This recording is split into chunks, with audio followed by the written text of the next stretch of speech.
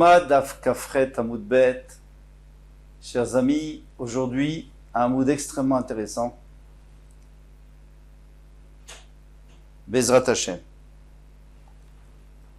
Tania, donc on est au haut de la page. On avait vu que pour pas se tromper pour le Korban Tamid, donc le matin, il fallait déjà envoyer quelqu'un sur le toit pour voir si le jour s'était levé. Alors une belle marloquette ici pour savoir à quel stade le lever du jour. Ça prend du temps. Tania, donc en haut de la page, Rabbi Ishmael Omer Barak Barkai. Alors ça c'est le plus tôt possible. C'est-à-dire la lumière éclaire. Donc il y a une petite lueur, une lueur qui éclaire au milieu du sud, de l'est. Rabbi Akiva Omer à la Barkai. La lumière est montée, donc c'est déjà un stade un peu plus avancé. Nachuma ben Afakishion Omer, il dit Af Barkai Bechevron. Comme on a expliqué hier, jusqu'à Chevron, on voit la lumière. On voit le lever du matin. Matia ben Shmuel, qu'on a vu dans la Mishnah, Amemoun à la Payasot, il disait que celui qui était responsable des Payasot, donc des tirages au sort, Omer, Ir pne kol ha-mizrach ad shebechevron. Jusqu'à Chevron, tout le Mizrach s'est éclairé. Rabbi Yehuda ben Beter Omer, Ir pne kol ha-mizrach ad bechevron veyatsu kol ha'am ish ish limlachto. Alors il dit, non seulement il y a de la lumière jusqu'à Chevron, mais eh bien, il est aussi, les gens sont sortis pour aller travailler. Bon, c'est vraiment beaucoup plus tard. Demande la Gemara Yachi, c'est ainsi, Nagale Tuva, donc c'est déjà le jour, parce que les gens, ils se réveillent une fois qu'il y a de la lumière. Et le temps qu'ils se préparent, etc., et qu'ils sortent travailler, ça prend du temps.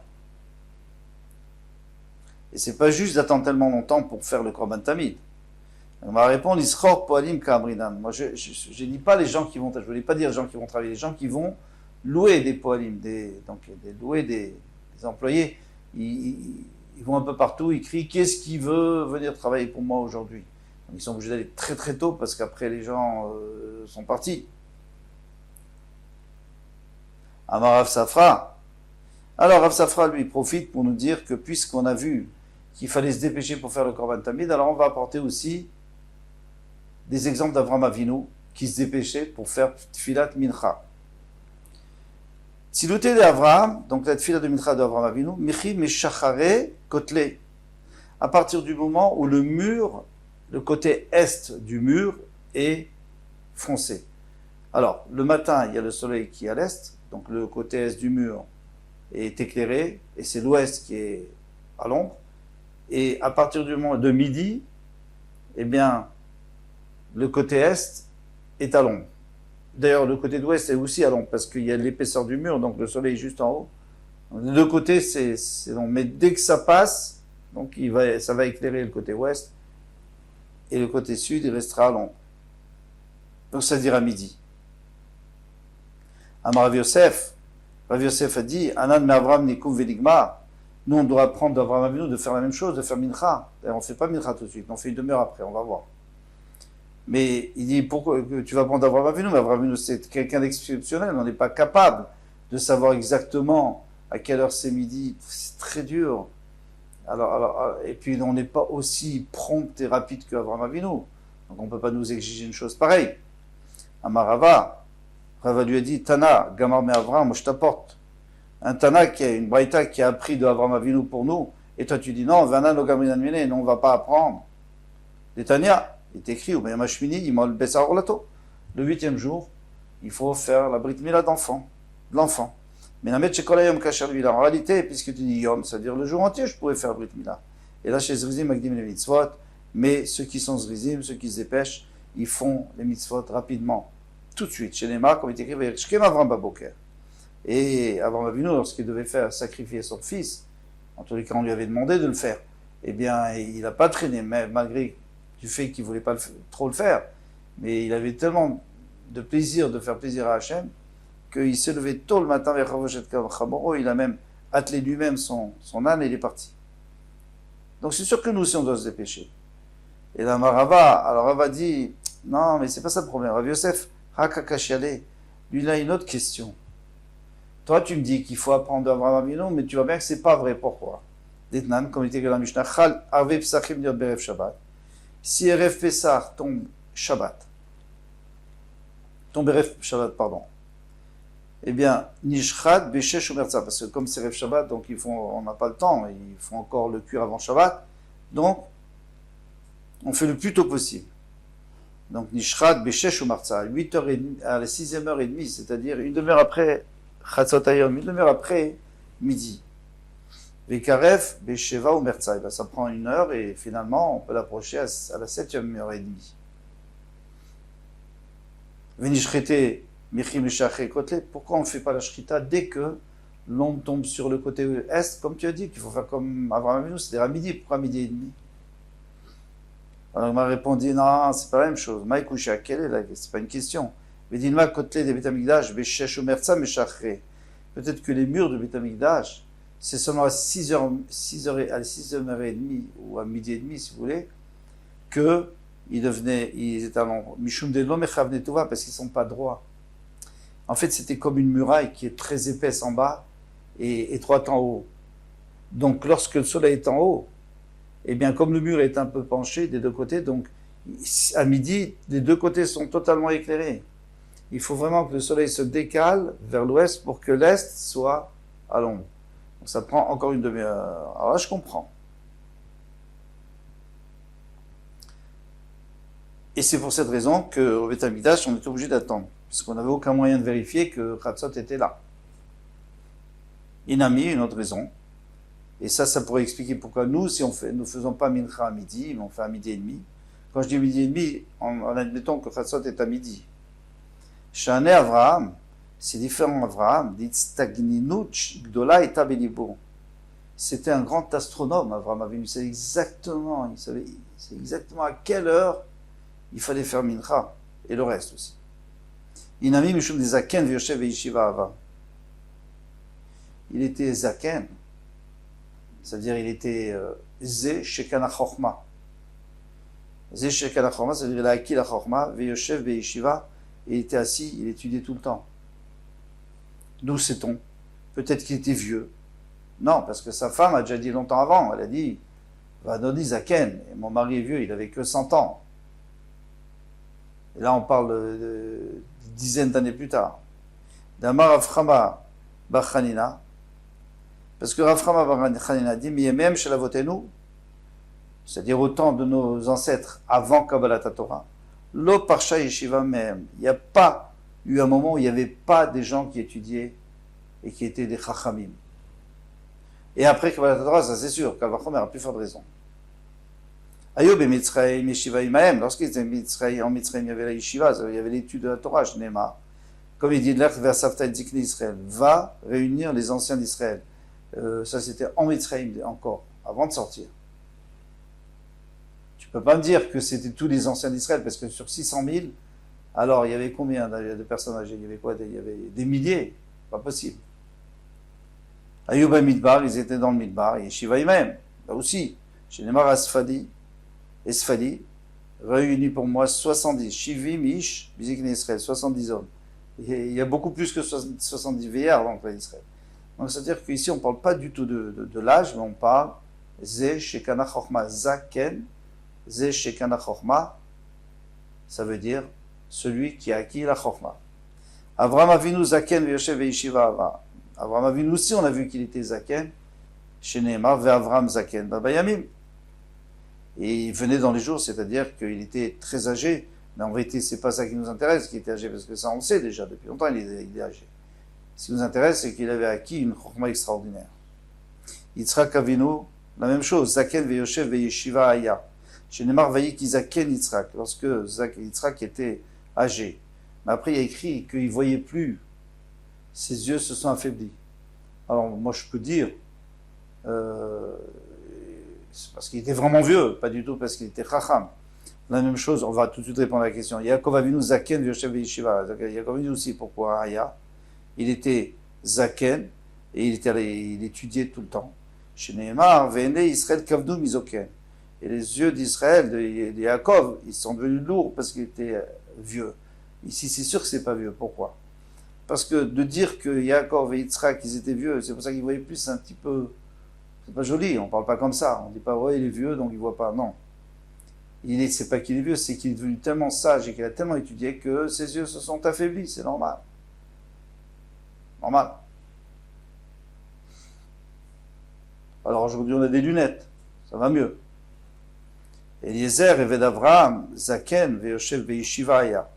Eliezer, le Eved Avraham, lui aussi, chez Neymar, Vayomer Avraham El Avdo, Zeken Beto, il a dit à son serviteur qui était l'ancien de sa maison. Alors ici, encore une fois, il n'était pas vieux. Un Moshel Bekol Asherlo, qui maîtrisait tout ce qui lui appartenait.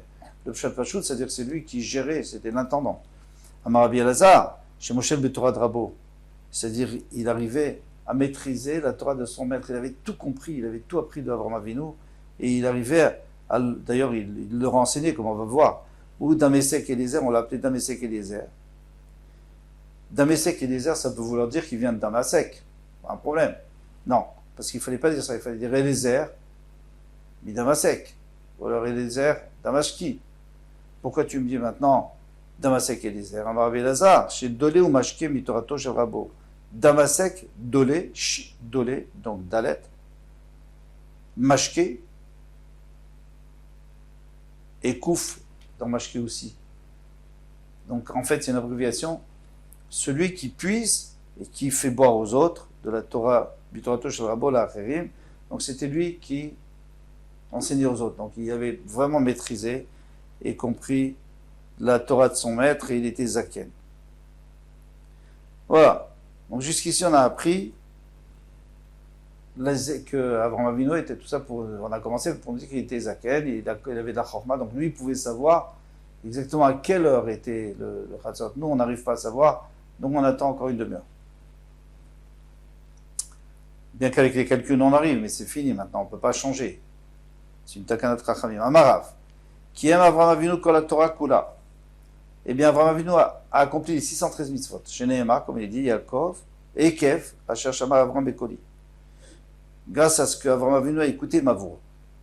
Bon, ma voix, ça ne veut rien dire pour l'instant. Il a fait ce qu'Hachem lui a dit de faire. Il n'y a pas 613 mitzvot, il y a 7 mitzvot.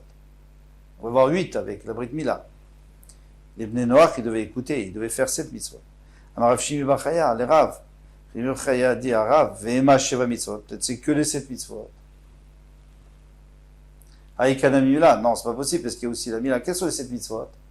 Alors, pour se rappeler, les 3 plus importants, les 3 plus graves, Avodazara, servir les idoles, Gilou et Arayot, adultère, Shurot Dabim, assassiné, crime. Ensuite, vous avez Aleph, Bet, Gimel, Dalet, pour se souvenir. Aleph, c'est Ever Minachai, c'est-à-dire de ne pas manger un morceau d'un animal qui est encore vivant. Après, il y a Bet. Bet, c'est Birkat Hashem, c'est-à-dire bénir Hashem, le contraire, mais on ne veut pas dire. Le troisième, c'est Gimel Gezel, voler.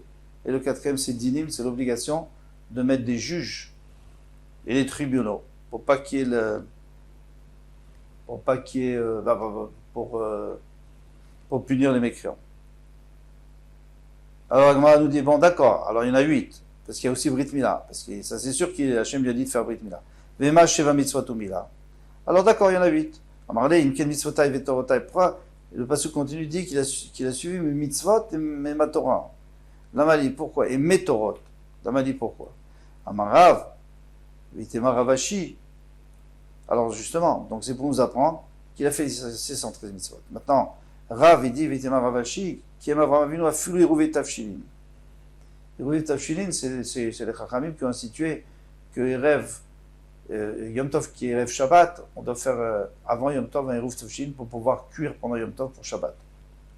Chez Neymar Torotai, parce qu'il y a écrit Torotai, Chat Torah Shebirtav, donc la Torah d'Hachem, Shebirtav, et Chat Torah Shebalpe, la Torah Shebalpe que les Chachamim ont appris ou de Moshe Rabbeinu, ou alors qu'ils ont rajouté. Ça, c'est Torah Sheba'al Peh, c'est la Torah orale. Matthieu ben Shmuel Omer. Alors, on revient à Matthieu ben Shmuel Omer. Si vous vous souvenez, Veu Omer Hen. Alors, je vous relis. Amar Lema Memouné, le responsabilisé de Tseou Réou. Sortez et voyez. Imi Gazman Ashrita, si le moment de faire la Shrita est arrivé. Are Omer Barkai, celui qui voit, il dit Barkai. Donc il dit que la lumière, le matin est clair. Mais Matthieu ben Shmuel, lui, n'est pas d'accord. Il dit Eir Nekol Amizrach, Ad Shebe Chevron. Il faut qu'il dise qu'il a vu qu'il y a de la lumière jusqu'à Chevron. Omerhen, il répond oui. Qui c'est qui répond oui? On a vu ça dans la Mishnah, on n'a pas fait attention parce qu'on savait qu'il y avait dans la Gemara. Qui répond? Alors on va voir. Man Amahen, qui est-ce qui a dit Hen? Il est Maha Dekaya Igra. Normalement, c'est celui qui est sur le toit. Parce que on lui demande est-ce que tu vois jusqu'à Chevron? Il dit oui. Mais c'est pas vrai. Pourquoi? Parce qu'on va reprendre. Le Mémouné disait allez voir. Celui qui avait vu, il disait j'ai vu jusqu'à Chevron. Et après il disait Hen. Alors c'est pas lui. Il ne peut pas dire j'ai vu jusqu'à Chevron et aussi il dit Hen. C'est vrai? Oui. Pourquoi? Uchanin ve'u mafsha. Celui qui a fait le rêve, c'est lui qui interprète le rêve. Maintenant il va chez un interprète. Façon de parler. Si lui, il vient, il dit, j'ai vu que c'est jusqu'à Chevron, il ne peut pas dire après oui. Alors c'est qui va dire oui? Celui qui est par terre, mais celui qui est par terre, il n'a pas vu, comment il peut dire oui? Et là, Ardekaya Ara. Alors tu vas dire, c'est celui qui est à terre, c'est-à-dire le responsable. Minaya, d'où c'est-il? Je ne sais pas, il n'est pas monté en haut. Iba et Tema, moi je peux te dire, Ardekaya Ara, ça peut s'appliquer à celui qui est à terre, c'est lui qui dit Hen, c'est lui qui dit oui à la fin. Et ben si je dis Dekaya Igra, celui qui est sur le toit. Alors comment je vais expliquer Dekaya Igra? Comment ça peut se rapporter à celui qui était à terre? Alors ça c'est facile à expliquer. Amariou et Irpnekol Mizrach. Donc d'abord celui qui est à terre il dit allez montez sur le toit et dites-moi ce qui se passe là-bas. Et maintenant celui qui est sur le toit il dit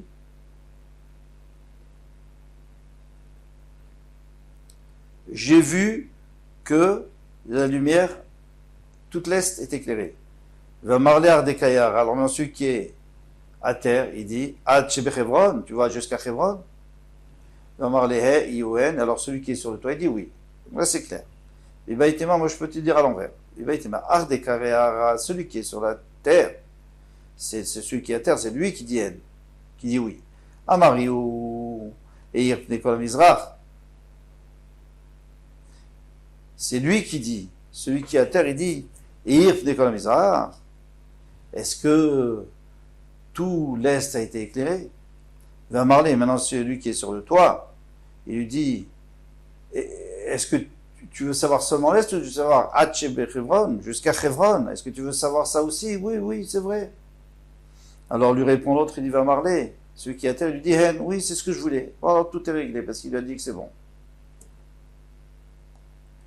Alors pourquoi on a eu besoin de tout ça? Qu'est-ce qu'il y a? On peut regarder par la fenêtre, on voit si le matin s'est levé ou pas. Alors qu'est-ce que la Gemara nous dit? Parce qu'une fois, c'est la lumière de la lune qui s'est levée, et on a cru que c'était le soleil. On a cru que c'était la lueur, pas le soleil, mais la lueur du matin. La Gemara dit, mi marnif, est-ce qu'on peut se tromper? Vatane apporte une braïta qui dit, Rabbi Omer, Rabbi a dit, Enodomet Timur chez Levana.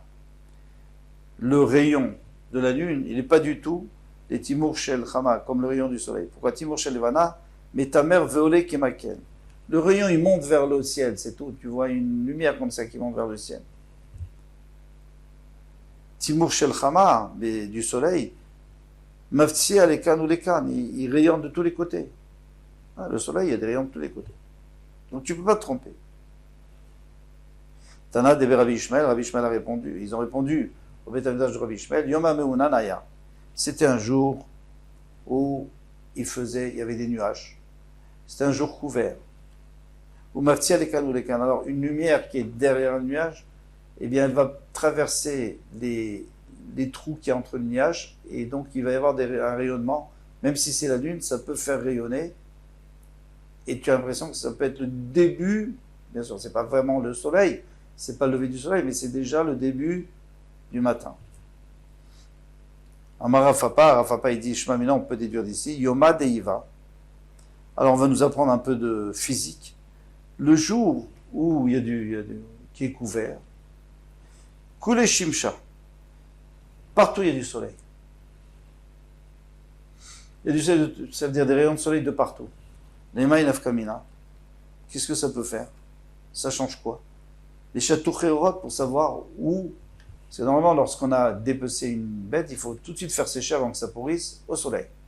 Alors lorsqu'il y a le soleil, c'est très bien, tu la mets au soleil, et pas à l'ombre bien sûr. Mais lorsque il y a des nuages, il n'y a pas de problème, tu peux le mettre même à l'ombre parce qu'il n'y a pas d'ombre. Il n'y a pas d'ombre. Le soleil, le rayonnement du soleil va partout. Inami, ou alors une deuxième raison pour laquelle il faut savoir. Une deuxième application, l'Ekhideraj Rava. Comme Rava a enseigné, Isha lo talush lo bechama. Donc une femme qui est en train de pétrir pour les matzot, normalement c'est les femmes qui pétrissaient, eh bien elle est en train de pétrir la pâte pour les matzot, elle ne doit pas se mettre au soleil pour pas que ça chauffe la pâte et que ça monte avant de la cuire. Velo bechama, ni avec de l'eau qui a été chauffée par le soleil, qui est un peu tiède comme ça, elle n'a pas le droit.